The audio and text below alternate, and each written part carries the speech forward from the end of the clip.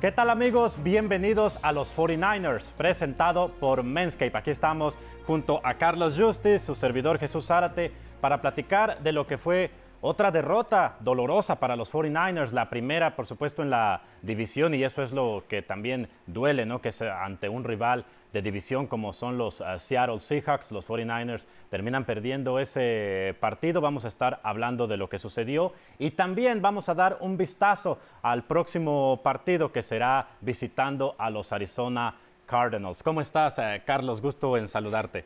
Pues bien, un poquito sacudido todavía con la derrota, por lo que significa, además porque era contra un rival que llegaba con marca de 1 y 2, ¿no? Entonces tenías la oportunidad de despegártele un poquito. Seattle ha estado muy bien en los últimos años en esta división, pero bueno, las cosas pasaron como pasaron. Y algunas buenas noticias fue que las lesiones que pasaron durante el partido, pues parece que no van a ser consecuencias a largo plazo, ¿no? Sí, esa es la buena noticia, ¿no? Apenas daba la conferencia Kyle Shanahan el lunes y con lo de Trent Williams, ¿no? Dice que está día a día, por lo menos esa es la buena noticia, y también se espera que esta semana esté practicando de manera normal Elijah Mitchell, ¿no? Entonces habrá que ver también qué pasa con Garoppolo, quién va a ser el mariscal titular en el juego contra Arizona, si es Trey Lance, si es Garoppolo, pero bueno. Primero con lo de Seattle, ¿no? San Francisco, la defensa me encantó cómo inició, una defensa dominante. De hecho, las primeras 5 posesiones de Seattle terminaron en despeje. Incluso Dee Ford allá apareció con 2 capturas sobre Russell Wilson, una captura también de Nick Bosa. Estaba haciendo un gran trabajo la defensa, pero entonces mirabas tú que seguía avanzando el tiempo, nos acercábamos al medio tiempo y San Francisco solo tenía 7 puntos en el marcador. Y a la larga eso les costó caro, Carlos. Sí, de hecho, la primera serie ofensiva de San Francisco son 76 yardas para conseguir el touchdown, ese que consigue Jimmy G con Ross Dwelley. Y lo que mencionas, de esas 5 series ofensivas, las primeras de Seattle, las 5 fueron 3 y fuera, ni siquiera fueron series cortas, sino que además los mandaron literalmente con 3 jugadas de afuera, aparte de los 2 sacks, ¿no? Y conforme, como bien dices, fue pasando el tiempo, la ofensiva sí ganaba yardas, sí hacía drives un poquito más largos, de 2, 3 minutos, pero al no anotar puntos, pues dejabas la puerta abierta, ¿no? Y entonces tuvo que venir una sola serie ofensiva de Seattle de 66 yardas para que entonces te anotaran con DK Metcalf, ¿no? Y te vas al descanso ya empatado. Y eso fue también, creo que un golpe anímico un poquito, porque además, pues bueno, después también nos enteramos que Jimmy andaba con un problema en la pantorrilla, no se había sentido bien y además empieza el segundo tiempo, bueno, la segunda mitad, sin que Jimmy pudiera estar al 100%, ¿no? Y entonces entra Trey. Sí, exactamente. Entonces, tú mencionas varias cosas muy importantes, ¿no? Lo de Jimmy Garoppolo, que él dijo que se lastimó en algún punto de la primera mitad, ¿no? Y también mencionas los problemas que tuvo San Francisco al mover el balón después de esa gran serie ofensiva, ¿no? Cuando anota ese touchdown en la primera serie ofensiva, todos pensamos, bueno, yo creo ahora sí la ofensiva va a estar en ritmo, pero no fue el caso. Entonces, ¿qué crees tú que fue el mayor impacto, ¿no? ¿La lesión de Jimmy, algo que estaba haciendo Seattle a la defensa o problemas simplemente de ejecución como ocurrió también en Filadelfia, ocurrió ante Green Bay en esos inicios lentos? Pues el problema principal fueron las terceras oportunidades, ¿no? San Francisco se va con de 7 solamente una en la primera mitad. Y ese para mí es el gran problema, ¿no? No poder mover las cadenas después de tercera oportunidad, a pesar de que lo hicieron en un par de ocasiones. Muchas veces era porque en los primeros días conseguían 9 yardas, Trey Sermon se había visto bien en el juego terrestre, algunos pases intermedios, hasta que viene también esa intercepción de Jimmy con Quandre Diggs, que no lo ve literalmente, y cuando trata de buscar a Kittle por el centro se le anticipa a Quandre y acaba quedándose con el balón. Entonces, todas esas se van acumulando, ¿no? Y sobre todo, te digo, cuando no puedes ejecutar en tercera oportunidad, pues eso también es difícil. Y eso aunado también a que Robbie Goode se lesiona durante el calentamiento y bueno, Wisnowski no pudo subir más puntos al marcador, ¿no? Porque te quedas sin tu pateador titular, te quedas sin pateador punto y entonces tiene que venir el pateador de despeje y bueno, tampoco podías conseguir los puntos, ¿no? Sí, eso que mencionas del pateador Robbie Gould, sí es fundamental, Carlos, porque también llegó un momento donde incluso San Francisco pudo haber tomado ventaja de 10-0, lastimosamente falla Wisnowski el gol de campo de 41 yardas y se entiende, ¿no? Porque Wisnowski él hizo lo que pudo, él hizo un gran esfuerzo, pero obviamente son diferentes posiciones, ¿no? Uno despeja, el otro patea, ¿no? Y eso sí influye, por y no supuesto. solamente eso, porque por ejemplo en ese gol de campo que falla Wisnowski, llega la presión por el lado izquierdo y el que está deteniendo el balón es Kyle Juszczyk. Entonces, Kyle no está acostumbrado a ejecutar ese rol y yo sentí también un poquito que cuando viene la presión por ese lado, pues Wisnowski quiso compensar un poquito para no tener que mandarla tan al centro porque sintió que podía venir el bloqueo y también por eso acaba mandándola al lado izquierdo, ¿no? Entonces, también se vuelve un problema de ejecución porque no es algo que tenías planeado durante la semana. Tienes que empezar a improvisar durante el partido, lo haces a lo mejor que puedes, pero cuando no tienes a los especialistas ni en el snap ni a la hora de patear, pues bueno, también vienen errores, ¿no? Sí, ahora también hay cosas muy positivas que hablar por parte de la ofensa. Y una de ellas es Deebo Samuel, que está teniendo tremenda temporada. Deebo Samuel, de hecho, está liderando la NFL con 490 yardas en yardas por recepción, ¿no? Y ante el equipo de Seattle tuvo otro partidazo, ¿no? 8 recepciones, 156 yardas, 2 touchdowns, incluyendo ese que recibe de Trey Lance en la segunda mitad de 76 yardas. ¿Qué opinas de lo que está haciendo Deebo Samuel este año? No, impresionante. Y además que Deebo se está justamente cimentando como un wide receiver 1, ¿no?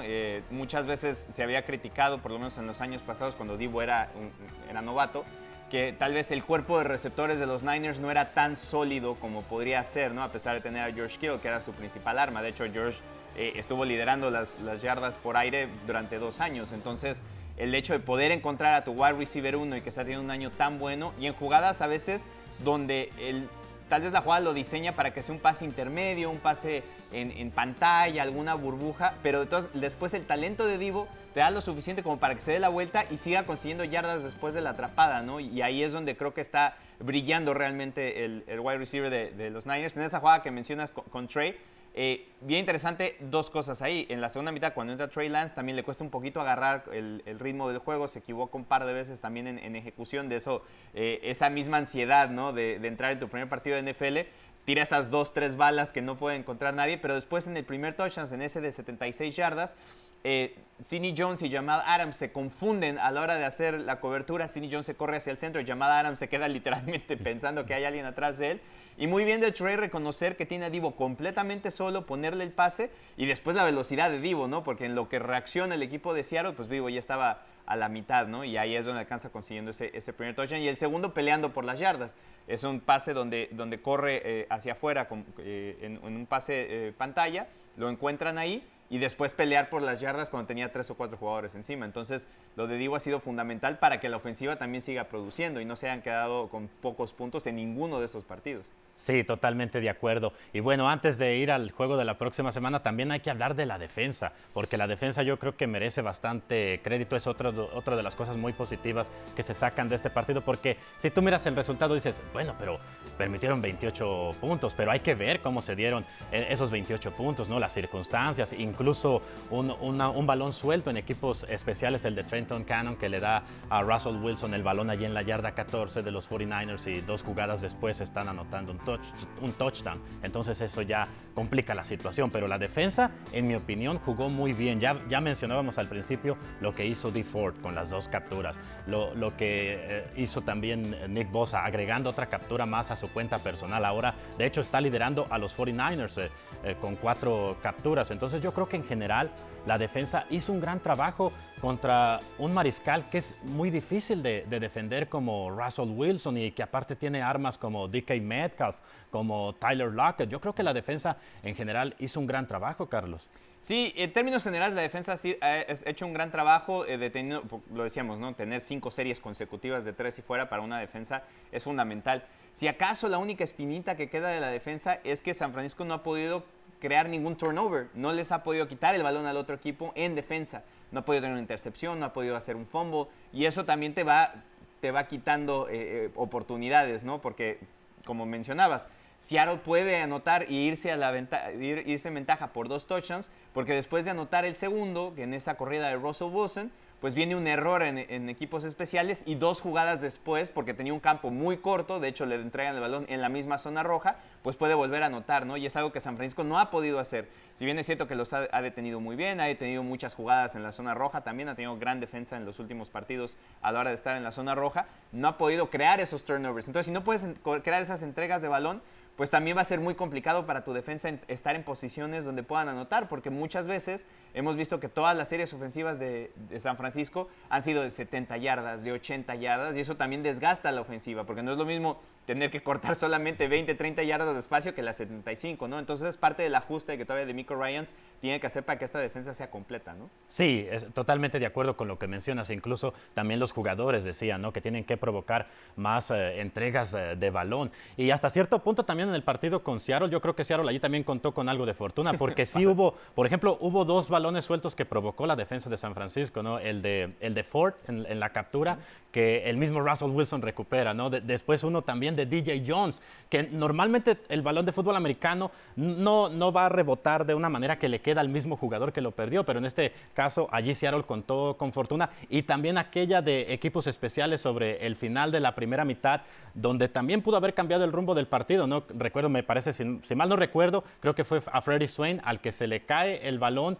y en lugar de caerle por allá algún jugador de San Francisco, cae en una zona donde el mismo Freddie Swain puede recuperarlo. Entonces a veces también tú intentas provocar esos balones sueltos, pero también tienes que contar con esa fortuna de que el rebote, el bote del balón caiga a tu favor, ¿no? Que rebote a tu favor y tener esa fortuna, ¿no? También hasta cierto punto. Y con los receptores y los mariscales de campo, ¿no? No han cortado, tampoco han enfrentado un mariscal de campo que cometa muchos errores, ¿no? En realidad los mariscales de campo que se han enfrentado en las 4 jornadas, pues bueno, Jalen Hurts ya vemos que está teniendo una muy buena actuación y después se toca a Aaron Rodgers y Russell Wilson, que rara vez tienen errores, ¿no? Entonces tampoco te van a entregar el balón de frente en ese sentido para que tengas intercepciones limpias. Por ahí también hay otra de Swain más tarde donde alcanza a no recibir bien, el balón sale hacia arriba, pero Mosley estaba bastante lejos de esa jugada y cuando trata de llegar, pues no llega, ¿no? Porque era un pase pantalla que sale mal después de la presión. Entonces, como mencionas, también un poquito de suerte en esas jugadas. Y te digo, son ajustes, pero al final de cuentas, en términos generales,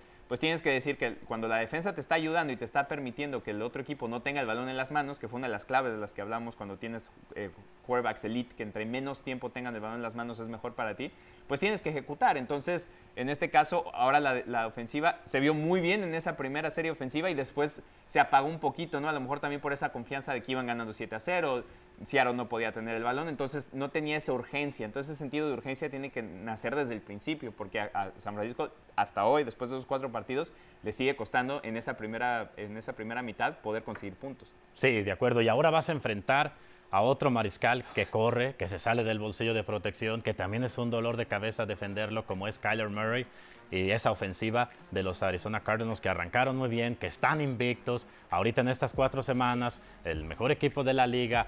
¿Cómo puedes ganarle a los Arizona Cardinals?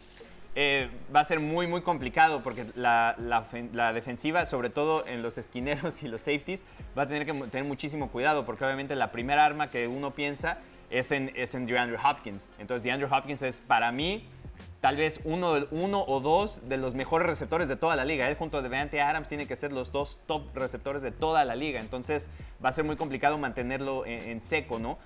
En este partido del que viene, a lo mejor sus números no fueron espectaculares, pero hay que pensar que los Rams tienen a Jalen Ramsey. Entonces Ramsey es también un corner elite que puede pegársele y ahí con un poquito de ayuda puede sostenerlo, ¿no? Entonces va a ser primero detener a DeAndre Hopkins y ahora vimos que AJ Green está teniendo un muy buen año. Chase Edmonds cuando se suelta en el juego de pase lo encontraron varias veces también en el partido contra Los Ángeles. Entonces tiene muchas armas, ¿no? Ahora incluso fueron a su tight end un par de veces con Max, que no era un arma que había estado utilizando Kyler Murray.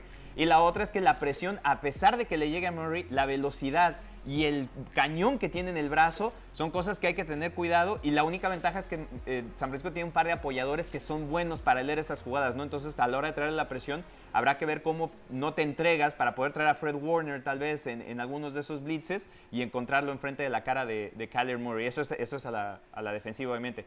Y a la ofensiva explotarles el centro, a pesar de que tienen muy buenos jugadores, obviamente pensamos en Chandler Jones y J.J. Watt como las partes importantísimas del equipo y después en la defensiva tienen a Byron y a Buda Baker. Es Byron que viene de ser el segundo, la elección número de su selección en la segunda ronda del draft.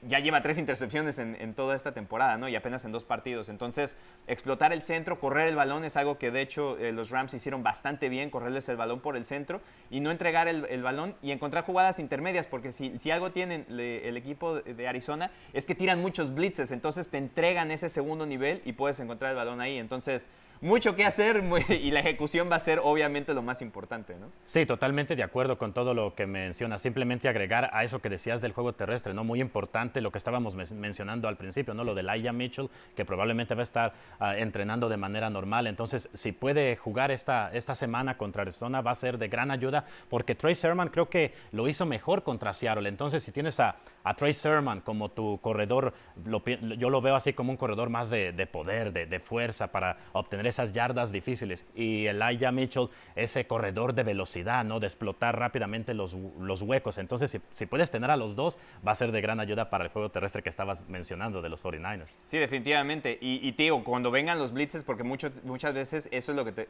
lo que sucede. Cuando viene la presión, viene el blitz, siempre va a haber un hueco que te va a permitir salir en yardaje intermedio, ¿no? Porque van a estar preocupados los esquineros por cubrir los espacios que hay con los receptores. También incluso puedes por ahí engañar, poner un receptor extra para hacer que tanto Jones como Baker se tengan que preocupar por esa parte, marcar hombre a hombre, y eso te va a permitir encontrar el centro, ¿no? Entonces, vamos a ver cómo se ejecuta, cómo pueden explotar esas partes, sabiendo que te van a traer muchísima presión los Cardinals, que les encanta, ¿no?